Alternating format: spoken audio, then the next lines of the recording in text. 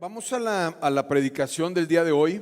¿Quién me puede decir cuáles son los 3 tópicos de los cuales vamos a hablar durante este año? En orden, por favor. Ese es uno, conocer más a Dios. El segundo, ya no puedes decir. Administración, muy bien. Premio, tampoco pueden hablar. Y el tercero,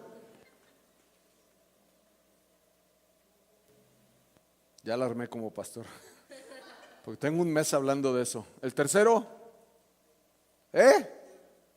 no, claro que no.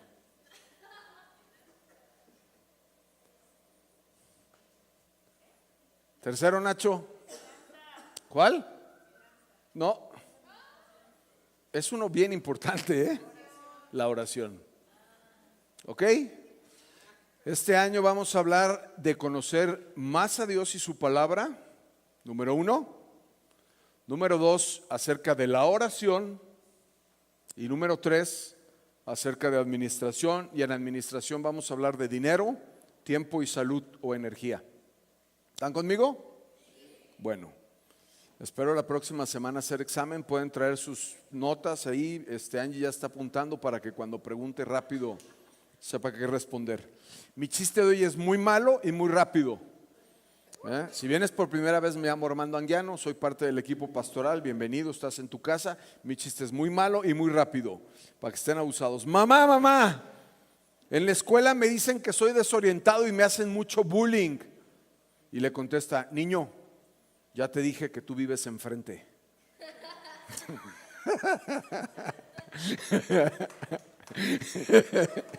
Ya es todo mi chiste. Sharon lo agarró. Ok, voy a compartir un tema que va a hablar un poco de las 3 cosas. Y me gusta mucho porque cada vez que voy a la palabra y quiero trabajar en algún mensaje, es increíble cómo Dios me revela y me hace ver acerca de la oración, acerca de la administración y acerca de conocer más a Dios. Y esta semana, el inicio de la semana, me vino a la mente el pasaje. Entonces tuve tiempo para desarrollarlo y le pido al Espíritu Santo que nos ilumine en esta mañana, que nos traiga revelación, que nos anime en la palabra. Voy a compartir el capítulo que habla acerca de cuando Jesús alimenta a los 5,000. Él hace un milagro de la multiplicación de los panes. Y la primera parte de la escritura, hasta el versículo 38, voy a compartir de NTV, que es la versión que me gusta, y después voy a compartir en otra versión porque hay un dato interesante que quiero resaltar cuando enseñemos hoy. ¿Está bien? Ok, dice lo siguiente la escritura: Jesús alimenta a 5,000. Después Jesús cruzó al otro lado del mar de Galilea, conocido también como el mar de Tiberías. Una gran multitud siempre lo seguía a todas partes, porque veían las señales milagrosas que él hacía cuando sanaba a los enfermos. Entonces Jesús subió a una colina y se sentó ahí rodeado de sus discípulos. Ya era casi el tiempo de la celebración de la Pascua judía. Enseguida Jesús vio que una gran multitud venía a su encuentro. Dirigiéndose a Felipe, le preguntó: Felipe, no dice así, pero yo estoy diciendo, ¿no? Felipe, ¿dónde podemos comprar pan para alimentar a toda la gente, a toda esta gente? Lo estaba poniendo a prueba porque Jesús ya sabía lo que iba a hacer. Felipe contestó: aunque trabajáramos meses enteros, no tendríamos el dinero suficiente para alimentar a toda esta gente. Aunque trabajáramos meses enteros. Otras versiones dicen que tenían que trabajar 8 meses y otras versiones dicen que tenían que juntar no sé cuántos denarios. Y como no entendemos esos términos, por eso me gusta NTV. Está más chida y más fácil de entender. Tendríamos que trabajar muchos meses. Entonces habló Andrés, el hermano de Simón Pedro: aquí hay un muchachito que tiene 5 panes de cebada y 2 pescados. Pero ¿de qué sirven ante esta enorme multitud? Aquí cambio de versión. Que por cierto no sé cuál es la otra versión. Ahorita trato de investigar. Va a ser va a ser Biblia de las Américas o algo así. Verso 39. Entonces Jesús le dijo a los discípulos que sentaran a la gente en grupos sobre la hierba verde.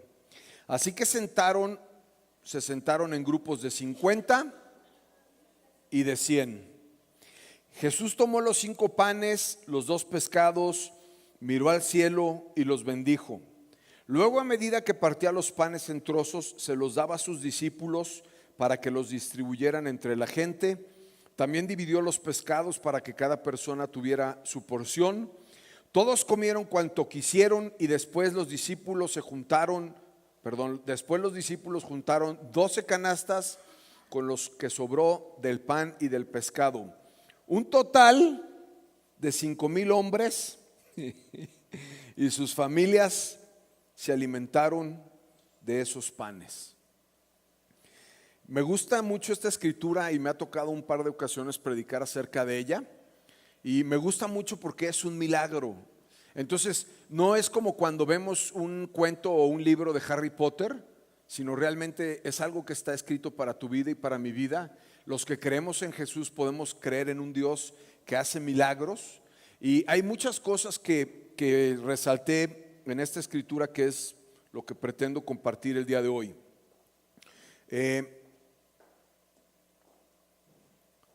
Pregunta. Al final de la escritura dice que Él alimentó a un total de 5,000 hombres y a sus familias. ¿Cómo supieron cuántos eran? ¿Y qué más? ¿Cómo supieron cuántos eran? Mira, revelación divina del cielo. Los contaron. Fácil y sencillo. Los contaron. Claro, como los acomodaron por grupos, son 5,000. No eran 5,050 ni eran 4,950. Eran grupos de 5,000 hombres más su familia. ¿Ok? De a 50 y de a 100. Había de a 50 y de 100. Por eso cambié. Ahora, muy interesante esto. Los 4 evangelios hablan de este milagro, pero solamente mi amigo Juan es el que describe de dónde salen los panes y los peces. Es el único que dice que había un muchachito por ahí que traía 5 panes y 2 peces. Así que de verdad le pido al Espíritu Santo que nos ayude y nos traiga revelación, porque las últimas semanas que he predicado así ha sucedido. Tengo mis notas, pero luego Dios nos trae algo nuevo. ¿Están conmigo? Vamos a comenzar. Después Jesús cruzó del otro lado del mar de Galilea, conocido también como el mar de Tiberías. Una gran multitud lo seguía. Una gran multitud lo seguía a todas partes, porque veía las señales y los milagros que hacía cuando sanaba a los enfermos. Entonces vemos que estaba en una barca. Hay otras versiones que dice que Jesús les dijo que se quería apartar porque tenía hambre, porque estaba cansado. Pero entonces como que la gente lo vio y dijo: mira, ahí va Jesús. Y entonces se vino toda la bola a seguirlo. Y la gente seguía a Jesús, ¿por qué? Porque hacía milagros y porque tenía señales, porque sanaba a los enfermos. Entonces muchas veces las personas siguen a Jesús porque lo que Jesús es capaz de hacer. Y no está mal. A veces llegamos a Jesús o buscamos a Jesús porque necesitamos un milagro en nuestra vida. Y no está mal. Gente seguía a Jesús porque veían algo especial en Él, veían algo divino en Él, veían que era algo diferente a lo que normalmente había entre ellos. Pero el amor verdadero no consiste en lo que yo pueda sacar de tu vida. El amor verdadero consiste en lo que yo te pueda dar a ti. Entonces, seguir a Dios por sus milagros y sus señales no está mal. Pero amar a Dios no consiste en lo que yo pueda obtener de Él. Consiste en lo que yo pueda darle a Él. Ahora, dice adelante la escritura: entonces Jesús subió a una colina y se sentó rodeado de sus discípulos. Ya era casi el tiempo de la celebración de la Pascua judía. Entonces Jesús vio que una gran multitud venía a su encuentro. Me imagino a Jesús, se bajó de la barca, se subió a una colina como para que tuviera eco porque no había sonido, ni luces, ni nada de esto. Y entonces si había servidores, había 12 servidores, traían sus camisetas negras también. Y entonces él iba a empezar a predicar, pero vio que eran demasiados. Y aquí hay algo muy interesante. En la historia de Jesús, en la iglesia de Jesús y en la iglesia del mundo entero universal, todos los que seguimos a Jesús estamos en uno de tres grupos. Uno de tres grupos. A Jesús lo seguían las multitudes, primer grupo. Después él tuvo un grupo más cercano, que fueron sus 12 discípulos, segundo grupo. Y después él tuvo un grupo más íntimo, que fueron los 3 discípulos que más siguieron a Jesús, Juan, Pedro y Santiago. Tú y yo estamos hoy en una posición tan cercana o tan lejana de Jesús como queramos decidirlo en nuestra vida. Podemos ser de aquellos que somos parte de la multitud, que asistimos a una iglesia, que es como un rollo ahí de que somos cristianos porque a lo mejor nacimos en una iglesia cristiana o alguien nos invitó y está bien, no pasa nada. O podemos ir más adelante y tratar de ser discípulos de Jesús y estar dispuestos a conocerlo, a tener una relación, a aprender de sus enseñanzas, a tratar de ser transformados e inspirados por él, cambiados, impactados. O podemos ir un paso más adelante como Juan, que decía, y me encanta recostarme sobre el pecho de mi amado Jesús. ¡Wow! ¡Qué palabras! Yo quiero en lo personal poder sentir esa cercanía de Jesús. Quiero poder sentir su presencia en mi vida. Quiero poder sentir su latido de su corazón. Quiero sentirme amado y abrazado por él. Y eso depende de mí. Depende qué tan cerca quiero estar de él. Eso es algo que yo decido todos los días. Desde que empezó el año, ya empecé a tener viajes y esas cosas raras que yo hago, ya saben. Y entonces me tuve que levantar un día a las 3:30 de la madrugada, que eso es como pecado, casi es criminal, para bañarme, para irme al aeropuerto. Y obviamente me dolía la cabeza y me sentía cansado, pero no he dejado de leer mi Biblia. No he dejado de estar en la presencia de Dios ni un solo día. No por presumir. Es algo que anhelo, es algo que deseo, es algo que me llena, es algo que me inspira. Es como respirar, no de una manera religiosa, no lo hago de una forma religiosa.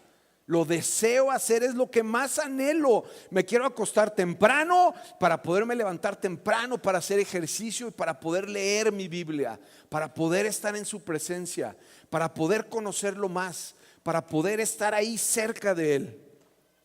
Continúa en la escritura y dice, dirigiéndose a Felipe le preguntó, ¿dónde podemos comprar para alimentar a toda esta gente? Me encanta Jesús desafiando a sus discípulos. Sabes, tú y yo constantemente somos desafiados por él. Y entonces Jesús le lanza un desafío y le dice, ¿dónde crees que podemos comprar? Si yo hubiera sido Felipe, le hubiera dicho, pues aquí en el Oxxo, está cerca. Pero ¿de dónde ibas a sacar camiones para transportar comida para 5,000 personas? Yo le hubiera dicho, ¿cómo vamos a traer la comida? Deja de dónde la vamos a comprar. 5,000. Y somos 12 aquí. Y no traemos carreta ni carro. ¿Cómo le vamos a hacer? Lo estaba poniendo a prueba porque Jesús ya sabía lo que iba a hacer. Me encanta. La definición de esta palabra es esta en el original. Perizón. Significa examinar. Cuando un avión va a ser probado, le hacen un perizón. Le hacen una prueba para determinar que no se caiga. Y ya les he platicado esta historia y me gusta mucho. Tengo un amigo que es piloto en un rango muy alto de Aeroméxico y a lo que se dedica es a recoger los aviones nuevos. Entonces el cuate se va y los recoge en diferentes partes del mundo, en Shanghái o en Dallas o así. Y su chamba es subirse al avión y cuando está arriba en el avión, apagarlo y lo desploma. Y luego lo prende para ver que reaccione. Y luego lo vuela con una turbina, y luego lo vuela con otra turbina, y luego apaga todo el sistema eléctrico. Claro, cada vez que va a hacer eso le habla a su mujer y le dice: mi amor, estoy a punto de volar. Tienen un matrimonio bien intenso. Un día le dije: oye, Gera, y qué bueno que dije su nombre para mandarle mi predicación. Saludos, Gera. Un día le dije: oye, ¿qué onda con la turbulencia? Explícame, porque a mí me da mucho miedo. Me dice: es muy fácil. Solamente hay dos tipos de turbulencia. Una, que es la que tú conoces, y otra, que es la que te mata. Nunca vas a entrar en esa, no te preocupes. Y el avión se puede doblar, las alas hasta arriba y todo ese rollo. Pero entonces es una prueba para determinar que algo funciona, que algo sirve, que algo está probado para un momento difícil, para un momento de una emergencia. Y aquí lo que Jesús está haciendo con Felipe y hace muchas veces en nuestra vida es probar nuestra fe para ver si estamos listos para responder ante una situación compleja, ante una situación difícil, ante una situación determinante para nuestra vida. Y entonces le dice: ¿qué onda, Felipe? ¿Qué vamos a hacer? Pero me encanta porque la escritura dice que él ya sabía lo que iba a hacer. Lo está probando intencionalmente. Dios prueba nuestra vida intencionalmente. A veces llega a nosotros una cosa por correo que se llama estado de cuenta. Y dice arriba: American Express, la llave del mundo. Y te das cuenta que gastaste más de lo que debes de gastar. Estoy hablando de mí. Y entonces quieres gritar y la regaste. Y Dios ya sabe cómo te va a sacar del problema, pero muchas veces nosotros, por nuestros errores, por las cosas que hemos cometido, nos vemos en situaciones desesperadas. Y Él ya sabe lo que va a hacer. Ahora, Jesús está esperando a escuchar nuestras respuestas. Él está esperando. Entonces dice la palabra: Felipe contestó. ¿Cómo contestamos tú y yo? Cuando vienen los retos en nuestra vida, cuando estamos desesperados, cuando la hemos regado, cuando cometemos un error con nuestra esposa, o cuando en el trabajo hicimos algo que no deberíamos de hacer, o no somos puntuales, o no somos disciplinados, o no tenemos una buena administración, o no hemos cuidado nuestra salud. ¿Cómo respondemos? Y entonces Felipe le dice: aunque trabajáramos meses enteros, no tendríamos el dinero suficiente para alimentar a toda esta gente. ¿Te das cuenta a quién le está respondiendo Felipe? Le está respondiendo a Jesús. Burro de Felipe. Le está respondiendo a Jesús. Ya lo vio hacer milagros, ya lo vio convertir el agua en vino, ya lo vio resucitar muertos, ya lo vio sanar enfermos. Todavía no lo ha visto caminar en el agua, porque eso es lo que sigue en la escritura. Pero entonces Jesús lo desafía y él le dice: es que ¿de dónde vamos a sacar dinero, Jesús? Y cuando tú y yo somos desafiados en nuestra vida, respondemos de una forma natural, porque no somos seres espirituales. Todavía ninguno de nosotros levita o vuela. Ese día se llenaría la iglesia más rápido, ¿no? Si pudiera levitar. Tú y yo respondemos de una forma natural, de una forma cognoscitiva, de una manera lógica. En cada uno de los retos de nuestra vida respondemos con lógica, respondemos de una forma cognoscitiva, respondemos de una forma natural. Pero no sabemos que le estamos dando una respuesta a Jesús, que es creador del cielo y de la tierra, que es omnipotente, que es omnipresente, que todo lo puede, que todo lo sabe, que no hay nada imposible para Él. La respuesta debería ser: ¿y qué vamos a hacer, Felipe? Pues no lo sé, tú eres Jesús. Tú dime qué es lo que vamos a hacer. Esa es la respuesta adecuada cuando tú y yo estemos metidos en un problema, desesperados. ¿Y qué vas a hacer? Pues no lo sé. Tú debes de saber, tú eres Jesús. Tú eres el que puede dar las respuestas. Tú eres el que tiene la solución. Tú eres el que sabe qué es lo mejor para mi vida.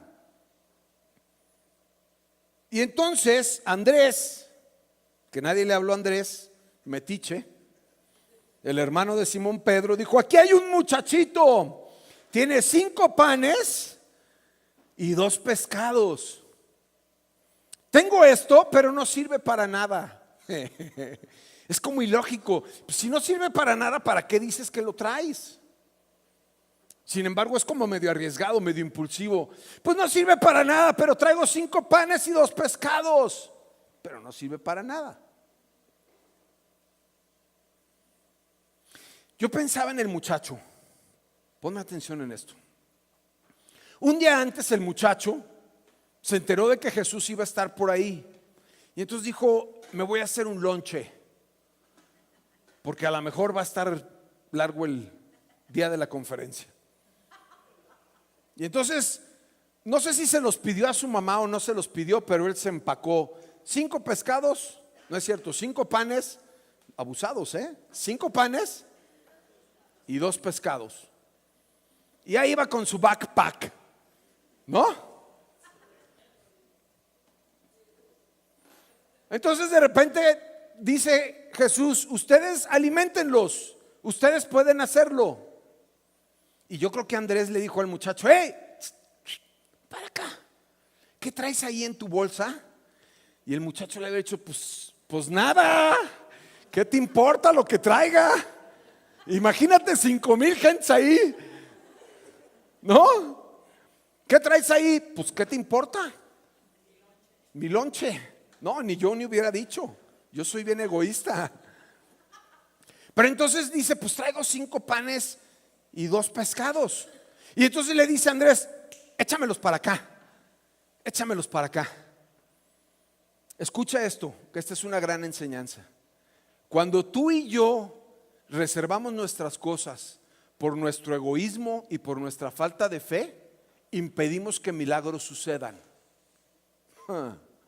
Cuando tú y yo no queremos poner nuestras cosas, nuestros recursos y nuestros dones en las manos de Jesús, cuando tú y yo no queremos entrar en la divinidad, en el poder sobrenatural, impedimos que milagros sucedan en nuestra vida.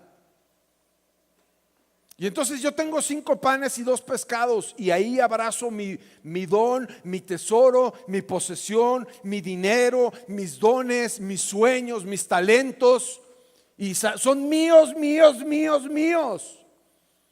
Y entonces, si yo no estoy dispuesto, si yo no tengo un corazón de niño, si yo no tengo una fe sobrenatural, nunca voy a ver a Dios obrar un milagro en mi vida. Hace muchos años me acuerdo de esta historia que yo le decía a Michelle. Me enteraba de algunas cosas y entonces le decía: me lo dijo un pajarito. O ya saben, ¿no? Y a los niños les puedes decir cualquier cosa y te la creen. Tienen una fe increíble. ¿Cómo que te lo dijo? Sí, viene un pajarito en las mañanas y si tú te portas mal viene y me lo dice. Ah, qué chido el pajarito. O tú le puedes decir que van a ir a la luna. En tu cumpleaños te voy a hacer la fiesta, pero va a ser en la luna. Y papá, ¿cómo vamos a llevar a todos mis amigos hasta allá? O sea, los niños tienen una capacidad increíble de creer, de soñar. No hay límites, no hay problema. Pero nuestra mente natural impide ver que Dios obre milagros en nuestra vida. Y necesitamos pensar y creer como niños. Entonces, a veces tenemos cosas en nuestra mano, pocas cosas tal vez. Pero si tú y yo no ponemos lo poco que tenemos en nuestras manos, en manos de Dios, es muy complicado que Él pueda hacer algo. Y entonces Jesús continuó y le dijo a sus discípulos que sienten a la gente en la hierba y que se sienten en grupos de 50 y de 100. Y me encanta la Biblia, me fascina. Yo no sé por qué no está ahí la escritura. ¿No la tenemos? Ay, chale, mano. Me gusta la escritura. Bueno, síganme en la escritura. Pregunta: ¿por qué Jesús pidió que se sentaran en grupos de 50 y de 100. O sea, si no los hubiera sentado, ¿no le hubiera alcanzado el milagro? ¿No? Sí le hubiera alcanzado. O sea, Jesús podía haber dicho: muchachos, denle, repartan la comida. Aquí hay un gran ejemplo y una gran enseñanza de administración, de sistemas. Ahorita vamos a hablar un poco de esto. Jesús decide administrar lo que va a hacer. Jesús decide tener un sistema. Jesús decide hablar de números. ¿Por qué? Porque los números cuentan una historia. Porque te dan la idea de una realidad. Porque puedes hacer un sistema. Porque sabes cómo vas. Porque puedes cambiar decisiones o puedes tomar decisiones. Y eso me encanta, porque está en la Biblia. Tú y yo necesitamos administrar nuestra vida. Tú y yo necesitamos conocer de números. Tú y yo necesitamos saber cómo vamos. Tenemos que evaluarnos. Tú y yo en las diferentes áreas de tu vida. ¿Cuántos días oré? No para que te sientas mal, para que te evalúes. Oré 5 y antes oraba 3, voy bien. O no oré ninguno, bueno, no pasa nada, puedo empezar mañana para tomar decisiones. Puedes tener sistemas, puedes hacer cosas intencionalmente. La parte divina es algo que solamente Dios puede hacer en nuestra vida. El recurso de la distribución es algo natural. Ahora, continúo. Jesús tomó los 5 panes y los 2 pescados y miró al cielo y los bendijo. Y tenemos que aprender de la enseñanza de la Escritura. Jesús era Dios y era capaz de hacer milagros, y no muchas veces oró antes de hacer un milagro. Pero Él está enfrente de una multitud de 5,000 personas, y entonces Él decide un momento especial para considerar al Padre, para bendecir lo que va a hacer, para tomarlo en cuenta y para incluirlo en sus planes. Tú y yo tenemos que desarrollar la oración en nuestra vida para incluir a Dios en nuestros planes. Y por más insignificante que pueda ser lo que vas a decidir, o por más insignificante que pueda ser la oración, tú y yo tenemos que dedicar un tiempo para incluir a Dios en nuestros planes. Jesús toma los panes, levanta la mirada al cielo, los bendice, y entonces la unción, que es la parte divina, y la distribución es la parte natural. Para hacer sistemas necesitamos 2 cosas. Para transformar nuestra vida necesitamos 2 cosas. Para ver milagros necesitamos 2 cosas. Necesitamos administrar nuestra vida en base a 2 cosas. La parte divina, en donde no hay cosas que podemos hacer tú y yo, y la parte natural, las que nos tocan a ti y a mí. Yo puedo tener muy mala administración en mis tarjetas de crédito y puedo hacerles una cirugía plástica, sacar el bisturí y cortarla. Y puedo pedirle a Dios que me ayude a no gastar más de lo que debo de gastar, pero a mí me toca hacerle la cirugía a la tarjeta. Yo tengo que hacer cosas en mi vida. Yo tengo que confiar en que Dios puede multiplicar mi dinero. Si yo pongo mi diezmo en manos de Él, Él puede multiplicarlo. Pero yo tengo que tener la fe para hacerlo. Yo tengo que poner mis dones y mis talentos y mis problemas y mi familia y mi relación con mis hijos y mi relación con mi esposa y mis sueños y mis metas y mi empresa en manos de Dios, y confiar que Él puede hacer un milagro y después tener la fe para esperarlo. O puedo querer o seguir resolviéndolo yo solo. Yo puedo, no te necesito a ti. Tenemos que tener la fe del muchachito para poder ver milagros.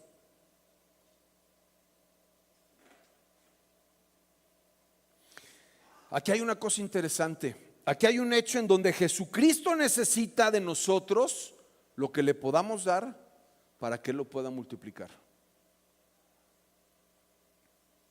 Aun cuando hizo el agua en vino, yo me imagino a Jesús que pues Él podría haber dicho que las tinajas se llenen de vino y ya está. Pero Él pidió que le pusieran agua y luego convirtió el agua en vino. Creo que para que podamos tener un milagro en nuestra vida necesitamos interactuar, necesitamos dar un paso de fe, necesitamos decidir poner nuestras cosas en sus manos. Y cuando viene la pregunta, ¿qué voy a hacer? Oye, no me alcanza y me dices que yo diezme y no me alcanza. La respuesta debería ser: no me alcanza, pero yo confío en que tú hagas algo. Y tengo miles, literal, miles de testimonios referentes a eso. Miles. Continúo. Luego, a medida que partía los panes en trozos, se los daba a sus discípulos para que los distribuyeran entre la gente. También dividió los pescados para que cada persona tuviera su porción. Checa esto. ¿Está hablando de sistemas? ¿Está hablando de cómo lo va a hacer? Sentó a la gente en grupos de 50 y de 100, los contó, partió los panes para que los distribuyeran y después los pescados para que los distribuyeran. Y más adelante vemos que sobró y no lo dejó de que se desperdiciara. Un buen administrador no desperdicia nada. No desperdicies nada en tu vida, no desperdicies tu tiempo, no desperdicies tu salud, no desperdicies tu energía, no desperdicies la comida, no desperdicies tu dinero, no desperdicies nada. Todo tiene mucho valor, no puedes desperdiciar nada. Hace unas semanas yo decía que yo no puedo desperdiciar mi energía en pelearme con Sara. Yo no tengo energía para eso, no me interesa. Yo no voy a tomar un recurso tan preciado para desperdiciarlo, para pelearme con Sara o para pelearme con Sharon o para pelearme con un amigo. Claro que no, yo no lo voy a hacer. Si la riego, pido perdón. Y si me piden perdón, perdono y abrazo y beso y apapacho. Muy fuerte el apapacho. Fabi se quedó muy seria. Cuando tengas novio y te pelees con él, vas a ver que los apapachos son buenos, se ponen chidos. Solamente hasta el apapacho, ¿eh?